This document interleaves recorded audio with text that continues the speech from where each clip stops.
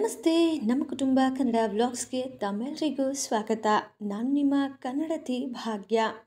ಈ ಒಂದು ನಮ್ಮ ಚಾನಲನ್ನು ಯಾರಾದರೂ ಹೊಸದಾಗಿ ನೋಡ್ತಾ ಇದ್ದರೆ ದಯವಿಟ್ಟು ಚಾನಲ್ನ ಸಬ್ಸ್ಕ್ರೈಬ್ ಆಗಿ ವಿಡಿಯೋಸ್ ಎಲ್ಲ ನೋಡಿ, ಹಾಗೆ ನಿಮ್ಗೆ ಏನಾದರೂ ಇಷ್ಟ ಆದರೆ ಲೈಕ್ ಆ್ಯಂಡ್ ಶೇರ್ ಕಮೆಂಟ್ ಮಾಡಿ ಅಂತ ಕೇಳ್ತಾ, ಇವತ್ತು ದ ಮೋಸ್ಟ್ ರಿಕ್ವೆಸ್ಟೆಡ್ ವಿಡಿಯೋ ಅಂತಲೇ ಹೇಳ್ಬೋದು. ನಾನು ಕಳೆದ ವಾರ ಹಾಕಿರ್ತಕ್ಕಂತಹ ಒಂದು ಮಿನಿ ವ್ಲಾಗು ಕಾಟೇರಮ್ಮ ದೇವಸ್ಥಾನ, ಹೊಸಕೋಟೆ ಬಳಿ ಇರುವಂತಹ ದೇವಸ್ಥಾನದ ಬಗ್ಗೆ ಹಲವಾರು ಕುತೂಹಲಕಾರಿ ಸಂಗತಿಗಳನ್ನು ಇವತ್ತು ನಿಮ್ಮ ಜೊತೆ ನಾನು ಶೇರ್ ಮಾಡ್ಕೋತಾ ಇದ್ದೀನಿ. ಆ ವಿಡಿಯೋದಲ್ಲಿ ತುಂಬ ಜನ ಕೇಳಿದ್ರಿ, ಹೇಗೆ ಇದರ ಸಂಪೂರ್ಣ ಮಾಹಿತಿ ತಿಳಿಸ್ಕೊಡಿ ಅಕ್ಕ, ನಾವು ಹೋಗಬೇಕು ಅಂತ ಹೇಳಿ.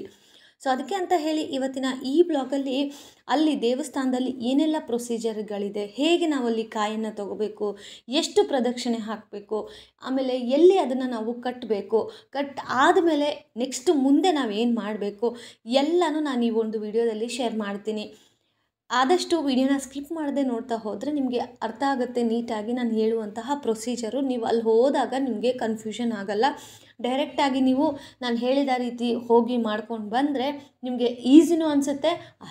ಅಷ್ಟು ರಶ್ ಇದ್ದರೂ ಸಹ ನೀವು ಹೋಗಿರ್ತಕ್ಕಂತಹ ಕೆಲಸ ಬೇಗನೆ ಆಗುತ್ತೆ ನಾನು ಹೇಳುವಂಥ ಈ ಒಂದು ಟಿಪ್ಗಳನ್ನು ಫಾಲೋ ಮಾಡಿದ್ರೆ. ಸೊ ತಡೆಯೋಕ್ಕೆ ಬನ್ನಿ ಇವತ್ತಿನ ವ್ಲಾಗನ್ನು ಶುರು ಮಾಡೋಣ. ಸೊ ನೋಡ್ಬೋದು ನೀವು, ನಾನು ಮಿನಿ ವ್ಲಾಗಲ್ಲಿ ಶೇರ್ ಮಾಡಿದಾಗೇ ನಾವು ಹೊರಡೋಷ್ಟೊತ್ತಿಗೆ ಸಾಯಂಕಾಲನೇ ಹೊರಟ್ವಿ. ಅರೌಂಡ್ 6 o'clock ಆಗಿತ್ತು ನಾವು ಹೋಗಬೇಕಾದ್ರೆ. ಬಿಕಾಸ್ ಮೇ ಬಿ ರಶ್ ಜಾಸ್ತಿ ಇರ್ತಾರೆ, ಇವತ್ತು ಹುಣ್ಣಿಮೆ ಮಂಗಳವಾರ ಅಲ್ವಾ. ಸೊ ಹಾಗಾಗಿ ಸಂಜೆ ಆಗ್ತಾ ಕಡಿಮೆ ಆಗ್ಬೋದು, ಬೇಗ ಹೋಗಿ ಬರೋಣ ಅಂತ ಹೇಳಿ ನಾವು ಸಂಜೆ ಹೊರಟ್ವಿ.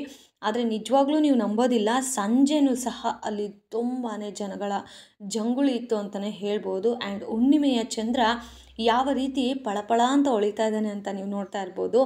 ಹುಣ್ಣಿಮೆ ಮತ್ತು ಅಮಾವಾಸ್ಯೆಗಳ ದಿನ ಚಂದ್ರನಿಗೆ ವಿಶೇಷವಾದಂತಹ ಒಂದು ಕಾಂತಿ ಬರುತ್ತೆ.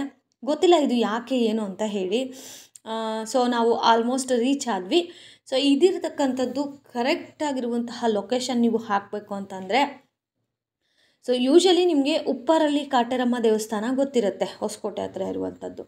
ಸೊ ಅಲ್ಲಿ ಉಪ್ಪಾರಳ್ಳಿಗೆ ಹೋಗ್ಬೇಕಂದ್ರೆ ನೀವು ಸ್ಟ್ರೈಟ್ ಹೋಗಬೇಕು. ಬಟ್ ಈ ಕಲ್ಲಹಳ್ಳಿಗೆ ಹೋಗಬೇಕು ಅಂತ ಅಂದರೆ ನೀವು ರೈಟ್ಗೆ ಹೋಗಬೇಕು. ಕಂಬಳಿಪುರಕ್ಕೆ ಹೋಗಬೇಕಂದ್ರೆ ನೀವು ರೈಟ್ಗೆ ಹೋಗಬೇಕು. ಗೂಗಲಲ್ಲಿ ಕಂಬಳಿಪುರ ಶ್ರೀ ಕಾಟೇರಮ್ಮ ದೇವಸ್ಥಾನ ಅಂತ ನೀವು ಸರ್ಚ್ ಮಾಡಿದ್ರೆ ಡೈರೆಕ್ಟ್ ಲೊಕೇಶನ್ ಈ ಒಂದು ದೇವಸ್ಥಾನಕ್ಕೆ ಕರ್ಕೊಂಡು ಹೋಗುತ್ತೆ. ಸೊ ಹೋದ ತಕ್ಷಣವೇ ನಿಮಗೆ ಫಸ್ಟಿಗೆ ಮರ ಮತ್ತು ಕಾಟೇರಮ್ಮನ ವಿಗ್ರಹ ಸಿಗುತ್ತೆ. ನೀವು ಅಲ್ಲಿಗೆ ಹೋಗಬಾರ್ದು, ಹೋದ ತಕ್ಷಣವೇ ಗಣೇಶನ ವಿಗ್ರಹ ಇದೆ, ಅಲ್ಲಿ ಹೋಗಿ ಫಸ್ಟ್ ಗಣೇಶನಿಗೆ ಗರಿಕೆ ಹುಲ್ಲನ್ನು ಅಲ್ಲಿ ಮಾರ್ತಿರ್ತಾರೆ. ಗರಿಕೆ ಹುಲ್ಲನ್ನು ತಗೊಂಡು ಗಣೇಶನಿಗೆ ಇಟ್ಟು ಅದಾದಮೇಲೆ ಇಲ್ಲಿ ಒಳಗಡೆ ಬರಬೇಕು. ನೀವು ಮರದ ಹತ್ರ ಯಾವುದೇ ಕಾರಣಕ್ಕೂ ಹೋಗೋ ಹಾಗಿಲ್ಲ. ಡೈರೆಕ್ಟ್ ನೀವು ಒಳಗಡೆ ಶ್ರೀ ಕಾಟೇರಮ್ಮ ದೇವಸ್ಥಾನ, ನೀವು ಅಲ್ಲಿ ಒಳಗಡೆಗೆ ಹೋಗಿ ಫಸ್ಟಿಗೆ ಇಲ್ಲಿ ಬಂದು ಕಾಯನ್ನು ತಗೋಬೇಕಾಗತ್ತೆ.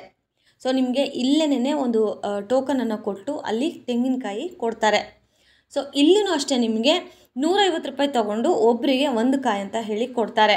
ಇಲ್ಲಿ ಇನ್ನೊಂದು ವಿಶೇಷತೆ ಏನಪ್ಪ ಅಂದರೆ, ಕಾಟೇರಮ್ಮನ ಮಹಾಕಾಳಿಯ ರೂಪದಲ್ಲಿ ಇಲ್ಲಿ ಪ್ರತಿಷ್ಠಾಪನೆ ಮಾಡಿದ್ದಾರೆ. ಮಹಾಕಾಳಿ ಅಂದರೆ ಕಾಳಿಯ ಪತಿ ಯಾರು? ಮಹಾದೇವ. ಸೊ ಮಹಾದೇವ, ಅಲ್ಲಿ ನಾವು ಮಹಾದೇವ ಮತ್ತು ಶ್ರೀ ಮಹಾಕಾಳಿಯನ್ನು ನಾವು ನೋಡ್ಬೋದು. ನಾನು ಫೋಟೋವನ್ನು ಆ್ಯಡ್ ಮಾಡ್ತೀನಿ, ಬೇಕಂದರೆ ನೀವು ಸ್ಟಾಪ್ ಮಾಡಿ ಝೂಮ್ ಮಾಡಿ ನೋಡ್ಬೋದು. ಇಲ್ಲಿ ಇಬ್ಬರನ್ನು ಕಣ್ತುಂಬ್ಕೊಳ್ಳೋವಂಥ ಒಂದು ಸುವರ್ಣ ಅವಕಾಶ ಇಲ್ಲಿದೆ. ಸೊ ಫಸ್ಟಿಗೆ ನೀವು ತೆಂಗಿನಕಾಯಿನ ತೊಗೊಂಡು ಈ ದೇವ್ರ ಹತ್ರ ಬಂದು ನಿಮ್ಮ ಅರಿಕೆ ಏನೇ ಇದ್ರೂ ಇಲ್ಲಿ ಒಂದು ತ್ರಿಶೂಲ ಇರುತ್ತೆ. ಆ ತ್ರಿಶೂಲದ ಹತ್ರ ನೀವು ನಿಮ್ಮ ಬೇಡಿಕೆಗಳೇನೇನಿರುತ್ತೋ, ನೀವು ಯಾಕೆ ಇಲ್ಲಿ ಹರಕೆ ಕಟ್ಕೊಂಡು ಕಾಯಿ ಕಟ್ತಾ ಇದ್ದೀರಾ ಎಲ್ಲನೂ ದೇವಿ ಹತ್ರ ಒಪ್ಪಿಸಿ, ಅದಾದಮೇಲೆ ಮುಂದೆ ಹೋದರೆ ಮತ್ತೊಂದು ಕೌಂಟರ್ ಸಿಗುತ್ತೆ. ಅಲ್ಲಿ ನಿಮಗೆ ಟೋಕನ್ ರೀತಿ ಕೊಡ್ತಾರೆ. ಟೋಕನ್ ಏನಕ್ಕಪ್ಪ ಅಂತಂದರೆ, ನೀವು ಯಾವುದಕ್ಕೆ ಪೂಜೆನ ಮಾಡಿಸ್ತಾ ಇದ್ದೀರಾ ಅಂತ ಅಲ್ಲಿ ಹೇಳಿದರೆ ನಿಮಗೆ ಮಂತ್ರವನ್ನು ಪಠನೆ ಮಾಡಬೇಕು ಆ್ಯಂಡ್ ಎಷ್ಟು ಪ್ರದಕ್ಷಿಣೆ ಹಾಕಬೇಕು ಅಂತ ನಿಮಗೆ ಆ ಟೋಕನಲ್ಲಿ ಕೊಡ್ತಾರೆ. ಆ ಟೋಕನ್ ತೊಗೊಂಡು ಬಂದಮೇಲೆ ಅಲ್ಲಿ ದೊಡ್ಡ ಮಹಾಕಾಳಿಯ ವಿಗ್ರಹ ಇದೆ. ಅಲ್ಲೂ ಹೋಗಿ ತಾಯಿಯ ಪಾದದ ಹತ್ರ ನೀವು ತಗೊಂಡಿರುವ ತೆಂಗಿನಕಾಯಿಯನ್ನು ಇಟ್ಟು ನಿಮ್ಮ ಕೋರಿಕೆಗಳನ್ನು ಆ ತಾಯಿಯ ಪಾದಕ್ಕೆ ನಾವು ಅಲ್ಲಿ ಸಮರ್ಪಣೆ ಮಾಡಬೇಕು. ಅದಾದಮೇಲೆ ವಾಪಸ್ ಮರದ ಹತ್ರ ಬನ್ನಿ. ನಾನು ಫಸ್ಟ್ ಎಂಟ್ರೆನ್ಸಲ್ಲೇ ತೋರಿಸಿದ್ನಲ್ವ ಮರ, ಆ ಮರದ ಹತ್ರ ಬಂದು ಇಲ್ಲಿ ಒಳಗಡೆ ನವದುರ್ಗೆಯರು, ನವದೇವತೆಗಳು ಇಲ್ಲಿ ಕೂತಿರ್ತಾರೆ.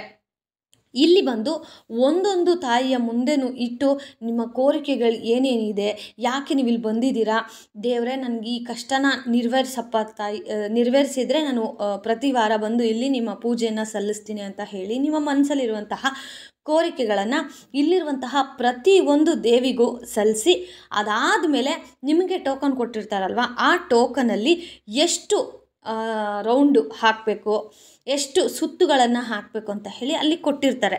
ಅದರ ಪ್ರಕಾರವಾಗಿ ನೀವು ರೌಂಡನ್ನು ಅಂದರೆ ಆ ಮರವನ್ನು ನೀವು ಸುತ್ತಿ ಮರದ ಒಂದು ಕೊಂಬೆಗೆ ನೀವು ಕಾಯನ್ನು ಕಟ್ಟಬೇಕು. ನೆನ್ಪಿಟ್ಕೊಳ್ಳಿ, ಮರದ ಕೊಂಬೆಗೆ ಕಟ್ಟಬೇಕು, ಎಲ್ಲಂದರೆ ಅಲ್ಲಿ ಕಟ್ಟಬೇಡಿ. ತುಂಬ ಜನ ಎಲ್ಲಂದರೆ ಅಲ್ಲಿ ಬಿಸಾಕಿದ್ರೂ ಸಹ ನೀವು ಆ ಥರ ಮಾಡೋಕ್ಕೆ ಹೋಗಬೇಡಿ. ಆ ಕೊಂಬೆಗೆ ಕಟ್ಟ ಆದಮೇಲೆ ದೇವರಿಗೆ ಮತ್ತೆ ಹೋಗಿ ಕೈ ಮುಗಿಬಾರ್ದು. ರೆಂಬೆಗೆ ನೀವು ಕಾಯಿ ಕಟ್ಟ ತಕ್ಷಣವೇ ತಾಯಿಗೆ ಬೆನ್ನನ್ನು ತೋರಿಸಿ ವಾಪಸ್ ಬಂದುಬಿಡಬೇಕು. ಸೊ ಆವಾಗ ಆ ಶ್ರೀ ಮಹಾಕಾಳಿ ನಿಮ್ಮ ಜೊತೆಗೆ ಬರ್ತಾಳೆ ಅನ್ನೋ ನಂಬಿಕೆ. ಆ್ಯಂಡ್ ಅಲ್ಲಿರುವಂತಹ ಕೆಲವೊಬ್ಬರು ನನಗೆ ಹೇಳ್ತಕ್ಕಂಥ ವಿಚಾರ ಇದು. ನೀವೇನಾದರೂ ಈ ಒಂದು ದೇವಸ್ಥಾನಕ್ಕೆ ಹೋಗಿ ಕಾಯನ್ನು ಕಟ್ತೀರಾ ಅಂದರೆ ಎಲ್ಲ ನಾನು ಹೀಗೇನೇನು ಹೇಳಿದ್ನಲ್ಲ ಪ್ರೊಸೀಜರ್, ಇದನ್ನೆಲ್ಲ ಮಾಡಾದಮೇಲೆ ಕೊನೆಗೆ ಆ ಕಾಯನ್ನು ಕಟ್ಟಿ ನಮಸ್ಕಾರ ಹಾಕ್ಕೊಂಡು, ಅಂದರೆ ಮರದ ಹತ್ರನೇ ಕಟ್ಟಿರಮ್ಮ, ಅಂದರೆ ದೇವ ಚಿಕ್ಕದೊಂದು ವಿಗ್ರಹ ಇಟ್ಟು ದೊಡ್ಡದೊಂದು ವಿಗ್ರಹ ಇಟ್ಟಿದ್ದಾರೆ, ಅಲ್ಲಿ ಹೋಗಿ ಕೈ ಮುಕ್ಕೊಂಡು ಹಿಂದೆ ತಿರುಗದೆ ವಾಪಸ್ ಮನೆಗೆ ಬರಬೇಕಾಗತ್ತೆ. ದಯವಿಟ್ಟು ಈ ದೇವಸ್ಥಾನಕ್ಕೆ ಹೋದ್ಮೇಲೆ ಯಾವುದೇ ರೀತಿ ಎಲ್ಲಾದರೂ ಬೇರೆ ಹೋಗೋಣ ಆ ಥರ ಎಲ್ಲೂ ಹೋಗಬೇಡಿ. ದೇವಸ್ಥಾನ ಮುಗಿಸ್ಕೊಂಡು ಸೀದಾ ಮನೆಗೆ ಬರಬೇಕು. ಇದೊಂದು ನಿಮ್ಮ ತಲೆಯಲ್ಲಿ ಇರಲಿ. ಆ್ಯಂಡ್ ಇವತ್ತು ಅಲ್ಲಿ ಜಾತ್ರೆ ನಡೆದಿತ್ತು. ಅಂದರೆ ಇವತ್ತು ಹುಣ್ಣಿಮೆ ಅಲ್ವಾ, ಮಂಗಳವಾರ. ಸೊ ಕಂಬಳಿಪುರದ ಒಂದು ಜಾತ್ರೆ ಮೇ ಬಿ ಅವತ್ತು ಕಂಬಳಿಪುರದ ಊರಲ್ಲಿ ಎಲ್ಲನೂ ಈ ರೀತಿ ಸೀರಿಯಲ್ ಸೆಟ್ಟೆಲ್ಲ ಹಾಕಿದ್ರು. ನಾನು ಆಗಲೇ ಹೇಳಿದ್ನಲ್ವಾ, ನಾವಿವಾಗ ರೈಟ್ ಹೋಗಿದ್ದಿದ್ವಂತ. ಈ ಥರ ಸ್ಟ್ರೈಟ್ ಹೋದರೆ, ಇವಾಗ ಏನು ರೋಡ್ ಕಾಣಿಸ್ತಿದೆಯಲ್ಲ, ಸ್ಟ್ರೈಟ್ ಹೋದರೆ ನಿಮಗೆ ಉಪ್ಪರಳ್ಳಿ ಕಾಟೇರಮ್ಮ ದೇವಸ್ಥಾನ ಸಿಗುತ್ತೆ. ತುಂಬ ಕೇಳಿರ್ತೀರ, ತುಂಬ ಜನ ಬಂದಿರ್ತೀರ. ಸೊ ಆ ದೇವಸ್ಥಾನಕ್ಕೆ ಹೋಗ್ಬೇಕಂದ್ರೆ ನೀವು ಸ್ಟ್ರೈಟ್ ಹೋದರೆ ಉಪ್ಪರಳ್ಳಿ ಕಾಟೇರಮ್ಮ ದೇವಸ್ಥಾನಕ್ಕೆ ಹೋಗ್ತೀರಾ. ಬಟ್ ಹಾಗೆ ಹೋಗಬೇಡಿ, ರೈಟ್ಗೆ ಹೋಗಿ. ಆ್ಯಂಡ್ ಇನ್ನೊಂದು ವಿಚಾರ ಏನಂದರೆ, ನೀವು ಏನು ಹರಕೆನ ಹೊತ್ತು ಇಲ್ಲಿ ಕಾಯನ್ನು ಕಟ್ಟಿರ್ತೀರೋ ಯಾರೊಂದಿಗೂ ಹಂಚ್ಕೋಬೇಡಿ. ನಿಮಗೆ ಕೊಟ್ಟಿರ್ತಕ್ಕಂಥ ಸ್ಲಿಪ್ಪನ್ನು ತೋರಿಸಿ ಓಕೆ, ಆದರೆ ನಿಮ್ಮ ಬಾಯಿಂದ ನಾನು ಈ ಥರ ಮಾಡಿಕೊಂಡೆ ಇಲ್ಲಿ ಬಂದಿದ್ದೀನಿ ನನಗೆ ಅಂತ. ಯಾಕಂದರೆ ಆ ಹರಕೆ ಕಂಪ್ಲೀಟ್ ಆಗೋವರೆಗೂ ಯಾರ ಹತ್ರನೂ ಹೇಳ್ಕೊಬಾರ್ದು ಅಂತ ಹೇಳ್ತಾರೆ.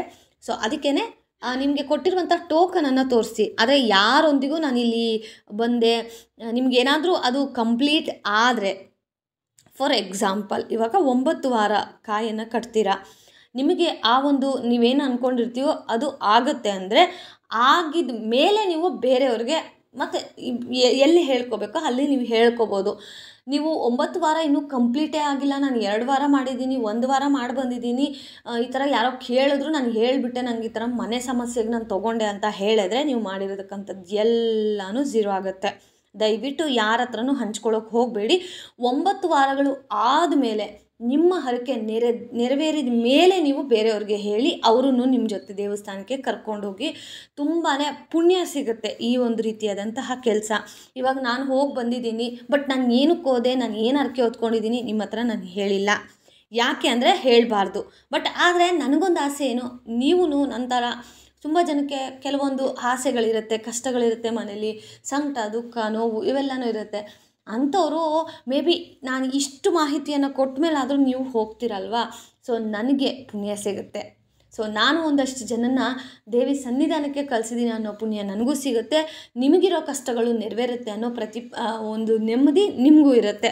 ಸೊ ಹಾಗಾಗಿ ಹೋಪ್ ನಿಮ್ಮೆಲ್ಲರಿಗೂ ಇವತ್ತಿನ ವಿಡಿಯೋದಲ್ಲಿ ನಾನು ಹೇಳಿರ್ತಕ್ಕಂತಹ ಮಾಹಿತಿ ನಿಮ್ಮೆಲ್ಲರಿಗೂ ಯೂಸ್ ಆಗಿದೆ ಅಂತ ಅನ್ಕೋತೀನಿ. ಗೊತ್ತಿಲ್ಲ, ಯೂಸ್ ಆಗಿದ್ದರೆ ದಯವಿಟ್ಟು ಕಮೆಂಟ್ ಮಾಡಿ. ನಿಮ್ಗೆ ಏನೇ ಡೌಟ್ಸ್ ಇದ್ದರೂ ಈ ದೇವಸ್ಥಾನದ ಬಗ್ಗೆ ನನಗೆ ಪರ್ಸ್ನಲಿ ಇನ್ಸ್ಟಾಗ್ರಾಮಲ್ಲಿ ಮೆಸೇಜ್ ಮಾಡಿ. ಡೆಫಿನೆಟ್ಲಿ ನಾನು ಲೊಕೇಶನ್ ಸಹ ನಿಮಗೆ ಕಳಿಸ್ಕೊಡ್ತೀನಿ, ನೀವೇನಾದರೂ ಈ ದೇವಸ್ಥಾನಕ್ಕೆ ಹೋಗ್ತೀನಿ ಅಂದರೆ.